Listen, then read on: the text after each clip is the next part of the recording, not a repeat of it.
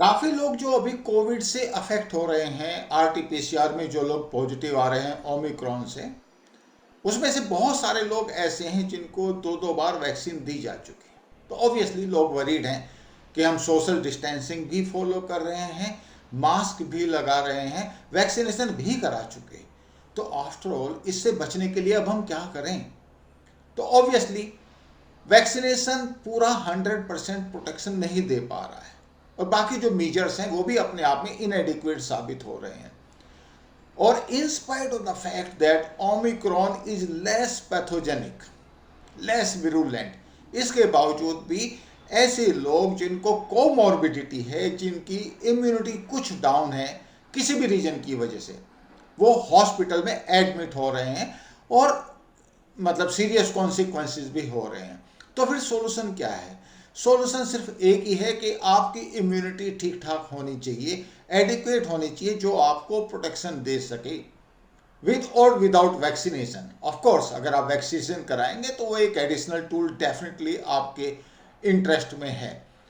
तो अभी जो रिसर्च आ रही है उसमें से एक रिसर्च ऐसी है जो जर्मनी से आई है, और ये विटामिन डी के बारे में है, और मैं आपके साथ इसको शेयर करना चाहूँगा। This is really beautiful conclusion which can be really helpful to you.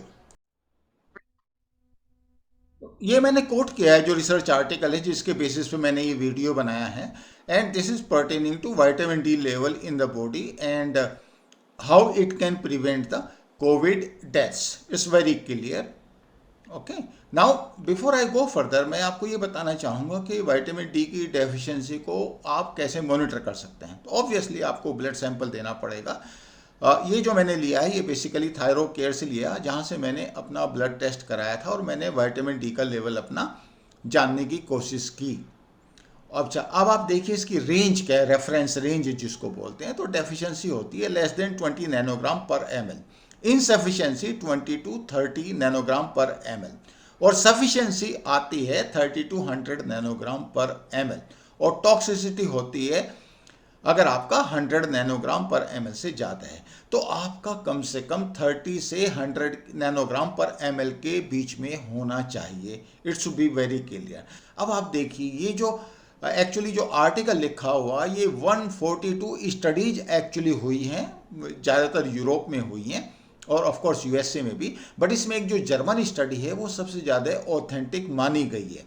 और ये क्या कहती है कि विटामिन डी के लेवल में और मोर्टेलिटी ड्यू टू कोविड दोनों के बीच में एक डेफिनेट लीनियर रिलेशनशिप है। यानी कि विटामिन डी का लेवल जहाँ पे ज़्यादा है वहाँ पे मोर्टेलिटी या मरने की प्रोबेबिलिटी निल है। दैट इज व्हाट दे से। नाउ अगर आपका विटामिन डी लेवल 50 नैनोग्राम पर एमएल से ऊपर है तो आप एज पर दिस स्टडी आपको कोविड 19 ओमिक्रॉन या और कोई वेरिएंट वो आपको अफेक्ट कर ही नहीं सकता। Let us be very clear and this is very important.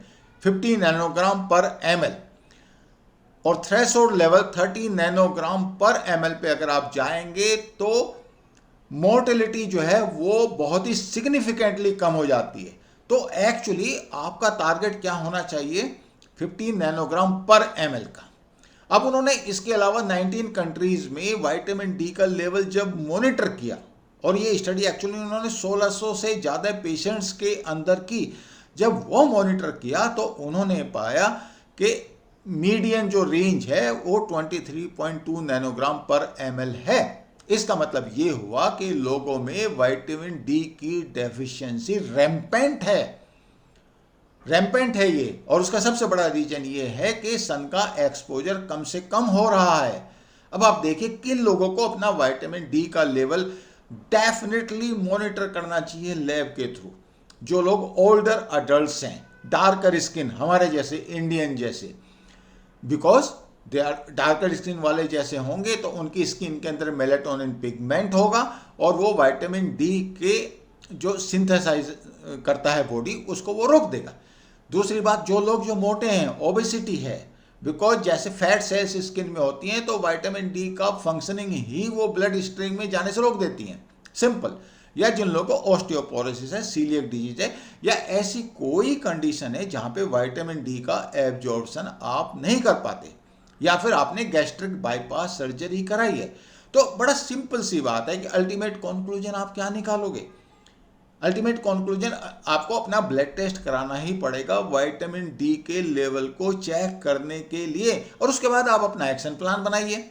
जैसे ही आपने अपना विटामिन डी का लेवल चेक किया, आपको पता चल जाएगा कि आप किस रेंज में आ रहे हैं। अगर 30 नैनोग्राम पर एमएल से है तो वही देखो, आप फिर इनसफिशिएंट हो डेफिनेटली। और आपका टारगेट क्या होना चाहिए? टारगेट होना चाहिए आपका 50 नैनोग्राम पर एमएल, जैसे मैंने आपको पहली वाली इस स्लाइड में दिखाया।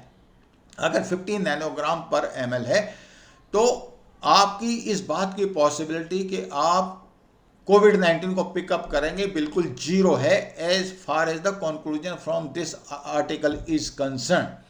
अब आप ले कैसे सकते हैं? या तो आप देखो, sun exposure is one way, दूसरा आप खाने में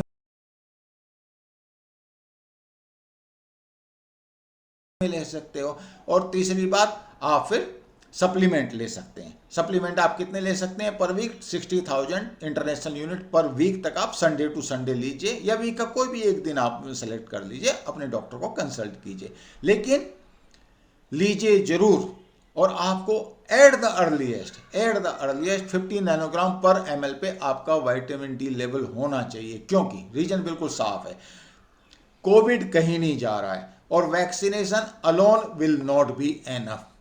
ऐसे बहुत सारे लोग हैं जो बहुत सारे प्रिकॉशंस फॉलो कर रहे हैं, घर से बाहर भी नहीं निकल रहे, सोशल डिस्टेंसिंग भी कर रहे हैं अगर निकलना पड़ रहा है, मास्क भी लगा रहे हैं, डबल मास्क लगा रहे हैं, और वैक्सीनेशन भी कराया हुआ है और उसके बाद भी पिकअप किए हुए बैठे हैं।